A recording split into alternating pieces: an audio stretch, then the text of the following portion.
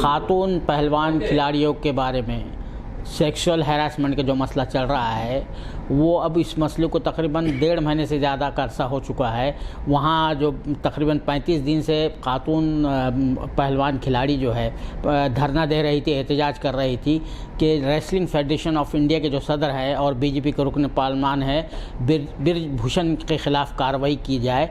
लेकिन हुकूमत की क्या मजबूरी है, आज तक उनके ख़िलाफ़ जिस तरह की कार्रवाई होना चाहिए सेक्सुअल हैरासमेंट के मामले में, क्योंकि ये बहुत ही सेंसिटिव मामला होता है, लेकिन हुकूमत क्यों नहीं हरकत में आ रही है, उसकी क्या वजूहत है। इसी हवाले से बात करने के लिए हमारे साथ मौजूद है मशहूर स्पोर्ट्स जर्नलिस्ट और साबिक़ स्पोर्ट्स एडिटर ऑफ DNA जनाब चंद्रशेखर लूथरा साहब। चंद्रशेखर लूथरा साहब, ये जो मामला चल रहा है, ड्रैग हो रहा है और जो है जिस तरह से वहाँ से हटाया गया है ज़बरदस्ती करके, उनका जो है अपमान किया गया, बेइज्जती की गई, ह्यूमिलेट किया गया है, तो क्या आखिर क्या वजूहत क्या है इसके पीछे के इतना सेंसिटिव मामला होता है, सेक्सुअल हैरासमेंट का मामला हो, बहुत ही सेंसिटिव होता है, फ़ौरन हरकत में आ जाना चाहिए। तब ये देखिए, अंग्रेज़ों के वक्त में हम तो पैदा नहीं हुए थे, लेकिन जितना सुनते थे कि उनकी एक नीति थी, you show me the face I will show you the rule. तो अगर अंग्रेज होता तो रूल डिफरेंट थे, इंडियन होते थे रूल डिफरेंट थे। आज डिफरेंट हो गया। आज बीजेपी कह रही है you show me the face, if he is a BJP man I will show you the rule book. और ठीक वही सब कुछ हो रहा है किसी भी मामले में। देखिए, ये तो लड़कियां बहुत बड़ी हैं। देखिए मेडल जो ला रही हैं 140 करोड़ में। साक्षी मलिक 2016 के जब रियो ओलंपिक्स में, मैं तो वहाँ स्टेडियम में बैठा हुआ था, जब पहला मेडल ये लाई थी, करीब ये मान लिए 15 दिन का वक्त हो चुका था, हम बिल्कुल ज़ीरो मेडल पे चल रहे थे। लग रहा था क्या होगा, कहीं हम खाली हाथ तो नहीं वापस जाएंगे। और जिस दिन ये 18 अगस्त, if I am not wrong, 18 अगस्त को जब ये पहला मेडल लाई थी, लोग पागल हो गए थे। ये स्टार थी, अंडरडॉग थी, इनसे किसी को उम्मीद नहीं थी कि ये मेडल लाएंगी, लेकिन क्या खेली, क्या वहाँ पर पटकनी दी दूसरे को और मेडल लाई। तो पूरी दुनिया इनके साथ फ़ोटो खिंचवाने के लिए लालाई थी। और आज देखिए क्या हालत कर दिया। ये बृजभूषण सिंह इसको साथ साथ लेकर के घूम रहे थे, इनके नाम पर वोट बटोर रहे थे, और आज देखिए क्या हालत है। वो कह रहे हैं कि इनका वक्त खत्म हो गया, ये ब्लैकमेल कर रहे हैं, ये इस तरह से ये सब कुछ चल रहा है। ये एक नया भारत है। देखिए, न्यू इंडिया, नई संसद है, नई बिल्डिंग सब बन रही है। तो ये एक नया कारनामा होने जा रहा है भारत में कि जहाँ पर लड़कियाँ, बेटी बचाओ तो नहीं, लेकिन बेटी बचाओ, ये दूसरा बचाओ है कि इन बेटियों को बचाएगा कौन। किसी की हिम्मत नहीं है। अब वो कभी गंगा में अपने मेडल्स प्रवाहित करेंगी या कभी वो और किसी तरह से अनशन करेंगी, अब जिस तरह से प्लान है, लेकिन उनकी सुनवाई नहीं होगी। तो ये जो है, आप तो जानते हैं कि हमारे मुल्क में जो है, जब वो निर्भया का मामला हो, उसके बाद बहुत ही स्ट्रिक्ट क़वानीन बनाए गए, रूल्स बनाए गए। ज़रा भी कोई कंप्लेंट आती है तो फ़ौरन जो है हुकूमत, कोई भी हुकूमत हो, एडमिनिस्ट्रेशन हो, हरकत में आना पड़ता है। सुप्रीम कोर्ट भी खामोश बैठी हुई, सिर्फ एक FIR दर्ज करने के लिए कहा, उसके बाद कोई एक्शन नहीं हो रहा है। तो उनका जो फ्रस्ट्रेशन है वो बहुत बढ़ता जा रहा है और एक गलत मैसेज भी जा रहा है। देखिए, बिल्कुल, देखिए, इसमें सुप्रीम कोर्ट को कहूँगा, जहाँ जितनी लिमिटेड ये गए थे, इन्होंने प्ली लगाई थी, FIR नहीं हो रही, उन्होंने करवा दी।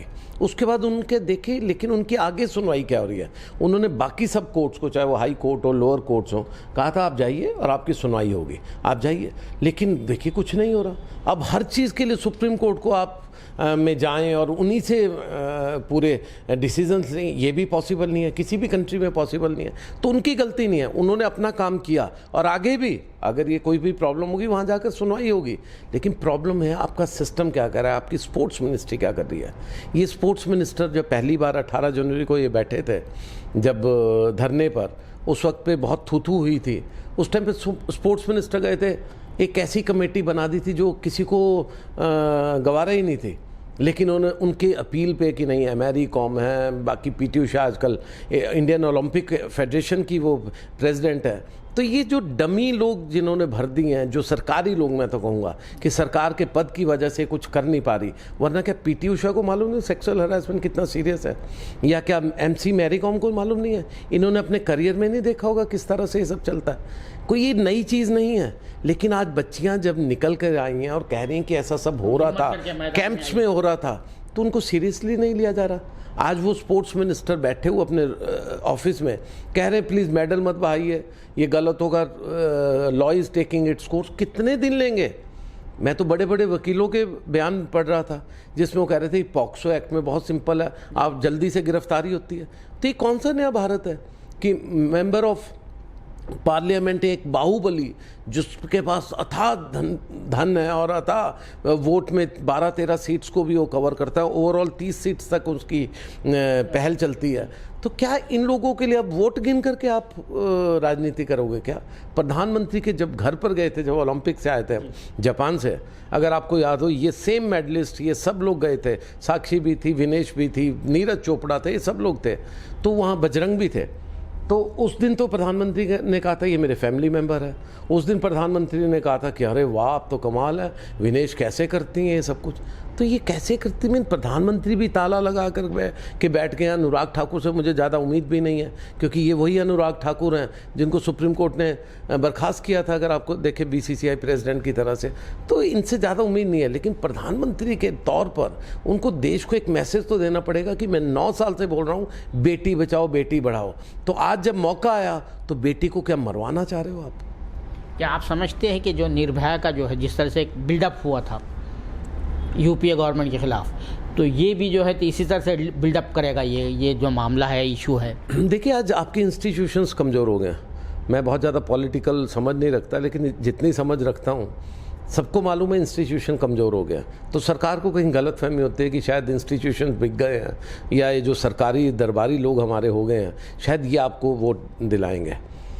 मुझे लग रहा था, सच में कहूँ तो मैं फिर से गलत प्रूव हुआ। हमेशा इस गवर्नमेंट हम जैसे लोगों को गलत प्रूव करती है। मुझे लग रहा था कर्नाटका के बाद एक्शन होगा, कर्नाटका जीते या हारे वहाँ पर एक्शन होगा, क्योंकि फिर वो वोट की राजनीति और ये सब पॉलिटिकल मामले ख़त्म हो जाते हैं। लेकिन कर्नाटका के बाद तो आपने घसीट के रख दिया।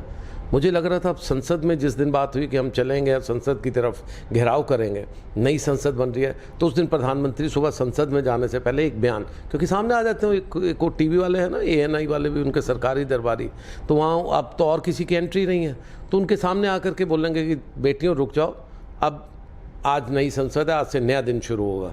वो भी नहीं हुआ, बल्कि वहाँ पर वो अंदर घुसे, वहाँ से उनको पीटना शुरू कर दिया, उनको घसीटना शुरू कर दिया। तो बड़ी अजीब बात है। मैंने कहा ना, ये वो बच्चे हैं जिन्होंने देश को गौरव दिया, ये वो बच्चे हैं जो मेडल लाए हैं। और मेडल लाने का मतलब समझते हैं?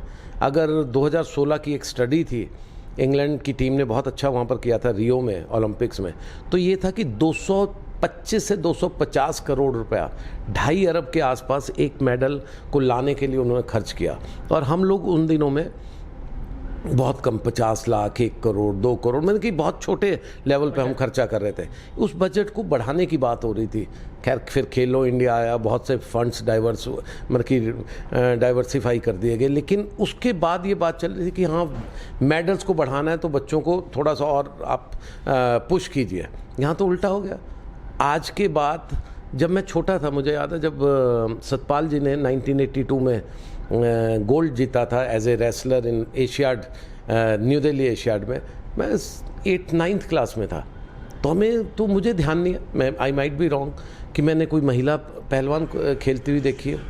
कोई भी महिला पहलवान नहीं खेलती थी, सिर्फ सतपाल जी, उसके करतार जी आए, ये सब लोगों ने देश का नाम ऊंचा किया। फिर फोगट सिस्टर्स आई, वो कब आई? जब मैं जर्नलिस्ट था, यानी कि 10-15 साल बाद आई। इन्होंने आए, इनकी फैमिली को किस तरह गालियां दी गई, आप बेटियों को ख़राब कर रहे, ये सुंदर नहीं रहेंगी, इनके कान टूट जाएंगे, ये सब कुछ। उसके बावजूद उनके गरीब बाप ने इनको ट्रेनिंग दी, इनको बढ़ाया।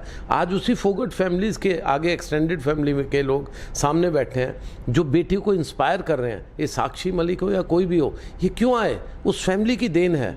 तो आज वो लड़के पीछे रह गए हैं। आज लड़के जितने हैं उससे ज़्यादा लड़कियां हैं हमारी, और वर्ल्ड चैंपियन लड़कियां हैं।